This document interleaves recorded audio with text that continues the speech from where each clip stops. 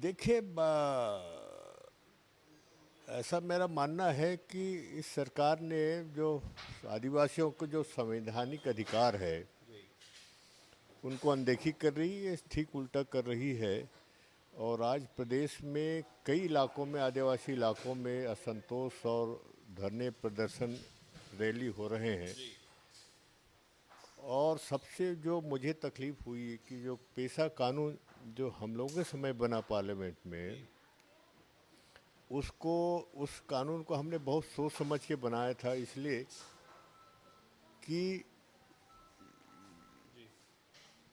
जो ठीक है, आप कह रहे हैं कि पेशा कानून इसलिए बनाया गया था ताकि जो आदिवासी हैं उनको अधिकार उनका मिल जा सके और जल जंगल जमीन की जो लड़ाई वो लड़ते हैं वो मिल सके। सर लेकिन मैं जी जल जंगल जमीन पे, इस कानून में जल जंगल जमीन पे अधिकार समाज को भी, गांव सभा को भी है। और इनके बिना परमिशन के, बिना अनुमति के सरकार भी उसमें दखलंदाजी नहीं कर सके। बहुत बड़ा अधिकार पेशा कानून में मिला, उसको ख़त्म कर दिया पिछले 9 अगस्त को, है ना। इसीलिए हमने ये 9 अगस्त का दिन इसीलिए चुना था, इंतज़ार कर रहा था। और उस कानून के ख़त्म होने से आज अस्तित्व खतरे में है, जल जंगल खतरे में है। सर लेकिन भूपेश सरकार और खासकर मुख्यमंत्री भूपेश बघेल तो कह रहे हैं कि कांग्रेस सरकार जो है पूरी तरीके से आदिवासियों के लिए काम कर रही है, तो ऐसे में आप असंतुष्ट क्यों हैं सर? मैं पूछना चाहता हूँ सरकार से, सरगुजा में जो कोल बेल्ट है, हसदेव, वहाँ 4-5 साल से आंदोलन हो रहा है। क्यों हो रहा है? बस्तर में सिलगेर में 2.5 साल से धरना प्रदर्शन क्यों हो रहा है? बस्तर में 20-25 जगह से 1 साल से धरना प्रदर्शन हो रहा है। क्यों हो रहा है?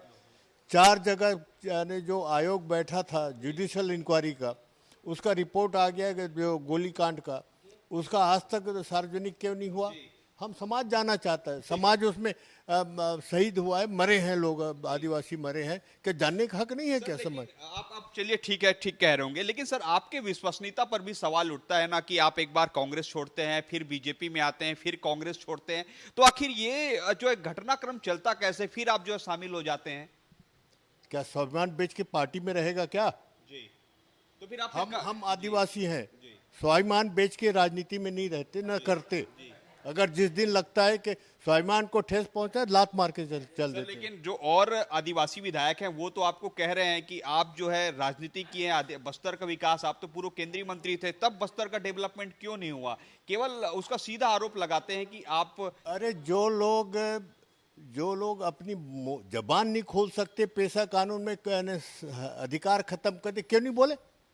क्या इसीलिए भेजे गए? अगर हमसे पूछे तो आए सामने, आए, हम बता देंगे कि इस देश में आबकारी नीति हमने बदलवाया, इस देश में आपके बस्तर में जो पाइन प्लांटेशन हमने रोका, बोध घाट को हमने रोका। इनको क्या पता नहीं है? ये एक अधिकार खत्म हो गया, उसमें आज तक किसी ने जबान नहीं खोला।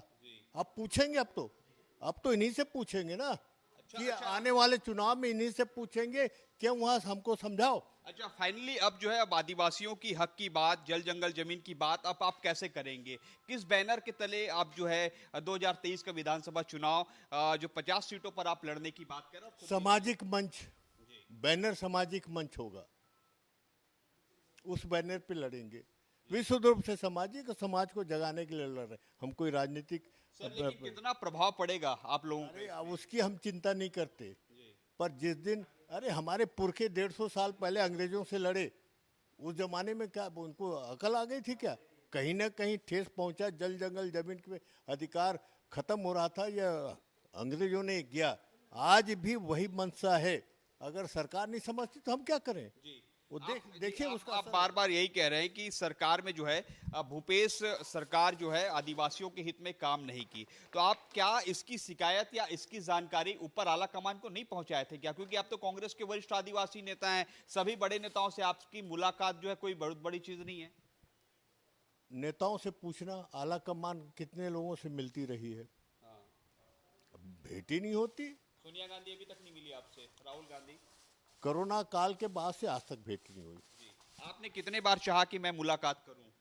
अरे माधवन से पूछ लीजिए, चेक कर लीजिए, माधवन से चेक कर लीजिए, सब पता चल जाएगा। अच्छा, तो फाइनली क्या मुद्दे को लेकर अब जो है जनता के बीच जाएंगे और आप बोलेंगे कि भूपेश सरकार आदिवासियों के लिए काम नहीं की है, और आप जो कहते हैं कि जल जंगल जमीन की लड़ाई और अधिकार पेशा कानून जो है हम अपने लोगों के बीच रखेंगे?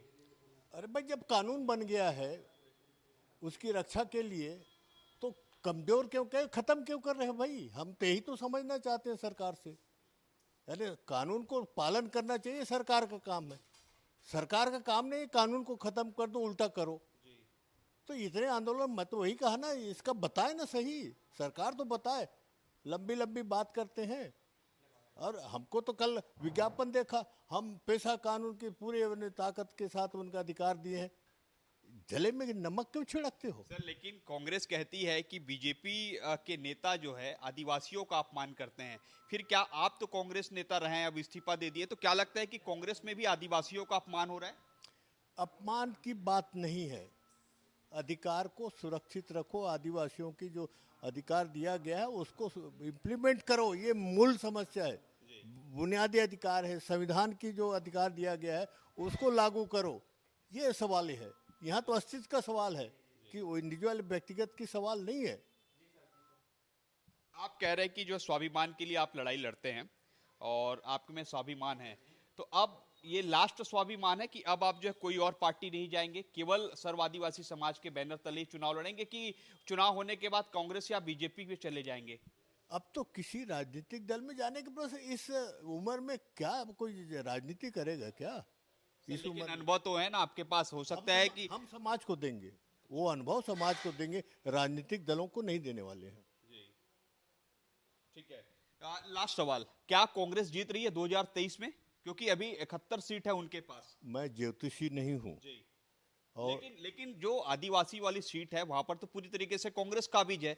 ऐसे में क्या लगता है कि आपके आने के बाद वहां पर जो है सीट कम होगी? मैं एक बात कांग्रेस से पूछता हूँ, मुख्यमंत्री से पूछता हूँ, तो अध्यक्ष थे पिछली बार, इसी सर्व आदिवासी समाज ने बीजेपी के खिलाफ आंदोलन किया, 29 सीट में 26 सीट आदिवासी जीता है, जो रिकॉर्ड है। क्या कांग्रेस अपने दम पे जीता है? उनको इतना ही गुमान है तो अब 29 सीट 26 सीट जीत के दिखा दे। यानी काम निकल गया, हो गया। राहुल गांधी 2 बार मीटिंग हो हम आंदोलनकारियों के साथ में, उनसे सहायता मांगा, मदद मांगी, हमने दिया, और बीजेपी की सरकार को उखाड़ फेंक दिया इस आंदोलन की वजह से। तो इनको मुगालते में तो रहने दीजिए, हमें क्या। लेकिन सर्व आदिवासी समाज में भी तो 2 फुट है, एक जो है कहते हैं कि हम चुनाव लड़ेंगे नहीं, एक आप कह रहे हैं तो सरकारी गुट है ना, तो सरकार की दलाली करें ना, हमें क्या दिक्कत है भाई? उनको और मुबारक रहे उनको, मुख्यमंत्री की दलाली करें, सरकार की दलाली करें, जिसकी दलाली करना करे। संघर्ष करना सीखो, आदिवासी समाज खतरे में है। अब उदारीकरण के बाद इस देश में जल जंगल खतरे में है। वो बड़े बड़े कारपोरेट घराने को साथ में ये सरकारें लूट रही हैं, लूटने जा रही है। लूट दिख रहा है आपके ये हसदे वाला में देख लिए, बस्तर में देख लिए, क्या हो रहा है? ये तो सिग्नल हो रहा है ना, ये तो समझे। ठीक है, लास्ट सवाल, आप कितनी सीटें प्रभावित करेंगे अगर आप चुनाव लड़ते हैं पूरे सर्व आदिवासी समाज के बैनर? ये आंकलन करना हमारा काम नहीं है, हम तो अपनी लड़ाई लड़ेंगे। तो ये थे हमारे साथ अरविंद नेताम जी, जिन्होंने बताया कि किस तरीके से सर्व आदिवासी समाज जो है अब राज्य सरकार के खिलाफ लड़ाई लड़ेगी, और जैसे उन्होंने कहा कि वो इस्तीफा दे दिए हैं, और निश्चित रूप से इस्तीफा देने के बाद उनका साफ तौर पर कहना है कि कांग्रेस सरकार जो है, जो आदिवासियों के लिए वादे किए थे 2018 में, वो वादे पूरे नहीं हुए, हालांकि विज्ञापन में दिखते हैं। ये बात जो है स्वयं अरविंद नेताम कह रहे हैं। अब देखना होगा कि अरविंद नेताम के इस्तीफे देने के बाद जो है कांग्रेस की क्या प्रतिक्रिया सामने आ रही है। कैमरामैन नरेंद्र मार्कंडे के साथ सौरभ सिंह परिहार, IBC 24 रायपुर।